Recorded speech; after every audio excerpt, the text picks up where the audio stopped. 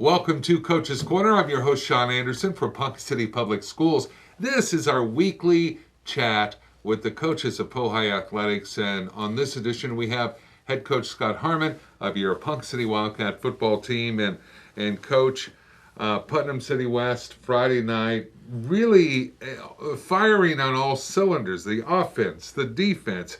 Final score 43-6. Can you take us back through that game, because there were a lot of things working? You bet. We tried to establish the run early like we always do, and our offensive line did a really good job of establishing that, and they kind of gave us a different look early. Tay was really efficient with the ball, in the play action passing game. So defense has just been doing that pretty much all year long, so we've kind of come to expect that. So it was a good night overall for us. Yeah, excellent. The Wildcats took care of business Friday at Putnam City West on the road. When you get a road win like that, any road win, it's gotta. I mean, a win is a win, and a win at home is great. But when you go to another place and you're in their house and you are getting on that bus with a victory, what's the difference for you and your team? Well, it's tougher on the road. I feel like we prepare the same, both if we're at home or away. So that kind of gives us a little bit of a leeway, just a little bit of advantage there, in my opinion. We don't get too riled up about where we play. We just want to remain consistent. But we had a nice crowd over there. The kids played well. We actually got to put some kids in and get them some varsity time that normally don't get that time. So it was a good night, and being on the road just made it that much sweeter. Yeah, yeah. Players that you've already mentioned a couple of players.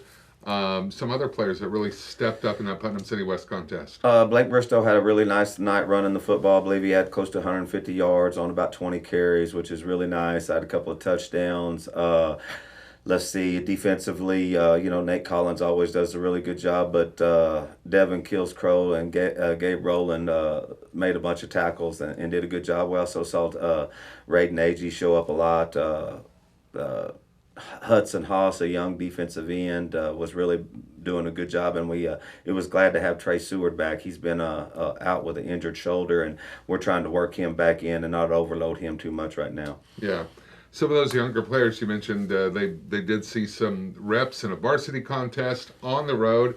Kind of unusual, really. I mean, it doesn't always happen, but when you get that opportunity to get them in there, tell us about that, what that means to those younger players. Well, we had, and I mentioned that to him this week during practice. I said, hey, if and when we get up, on these guys, I want to be able to get these other kids some reps in a Friday night ball game. And what it does, it just introduces them to the level of play, because everything's going a little bit faster than ninth grade or JV. So the more you get them in there and the more they get comfortable on a Friday night, when they end up starting for you or being in an important role the following year, it's not the first time they've been there. Yeah, for sure. Well, this Thursday night, Bartlesville coming to town, and of course that classic rivalry between Ponca City and Bartlesville continues, and it's happening. Solon Stadium, Thursday night, kickoff 7 p.m. Of course, the game broadcast with Jordan Woodruff, the voice of the Wildcats, pregame at 6:30.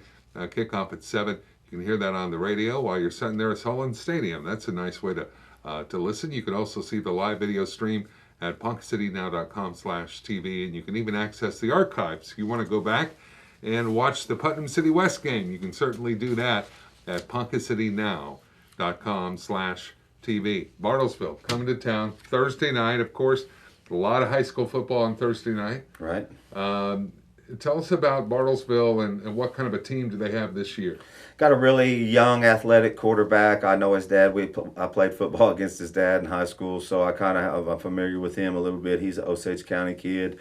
They have some younger kids that are contributing on both sides of the ball, so we feel like if we do things right, we'll have a chance to win the ball game. Of course, this is a rivalry game, and they always play us really close. I believe last year was 10-7 at their spot, and we had a chance to kind of spread the lead out, and we didn't get it done inside the 10. So we're looking to kind of maybe secure the run a little bit more than we did last year, and then hopefully we can use play action off of a little bit, because they tend to stack the box on us a little bit. And then defensively, we're dealing with some injuries right now, but those younger kids in our 1As or 2 will step up and do a good job for us. When you're looking at that tape of Bartlesville from compared to last year? Are you seeing kind of the same Bartlesville team? How have they changed? Of course, it's a new quarterback. This kid's a young sophomore, so they've got a different, more athletic quarterback back in there. They lost a couple of pretty good linemen. They've got really one good tackle that kind of stands out on the offensive line. They do a good job of chasing the ball defensively. Hopefully, we can kind of use some of our sets and some of our motions to outnumber them a little bit and get some of our kids on the edge. Yeah.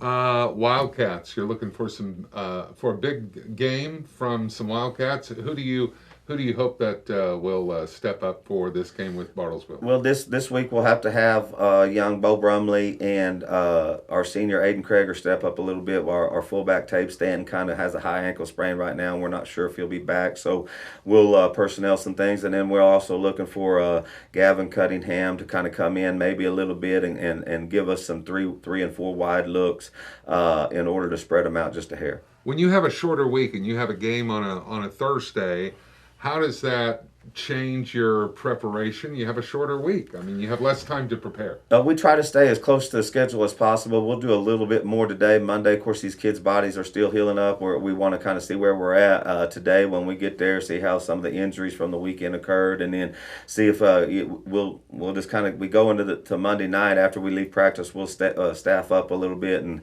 have a good work day plan for Tuesday and Wednesday, and then really after Wednesday, the coaches always say kind of the hay's in the barn, so it's just really polishing up Thursday afternoon a little bit. Right, right. Well, we want a big crowd at Sullivan Stadium, and it's always important. And Coach, the importance of a lively and good home crowd, it really does make a difference, doesn't it? Makes a huge difference. And of course, this Thursday night we got senior night. I think it's pink out night. I think it may be even mini cheers. So there's going to be a lot of things going on. Should be a great high school atmosphere, and we really want to send these seniors out on their senior night on a good note because they've been good to us, and we want to return that favor. Yeah, for sure. Coach Scott Harmon, thank you for being on the show. Thank you. That's Coach Scott Harmon, your Ponca City Wildcats, playing this Thursday.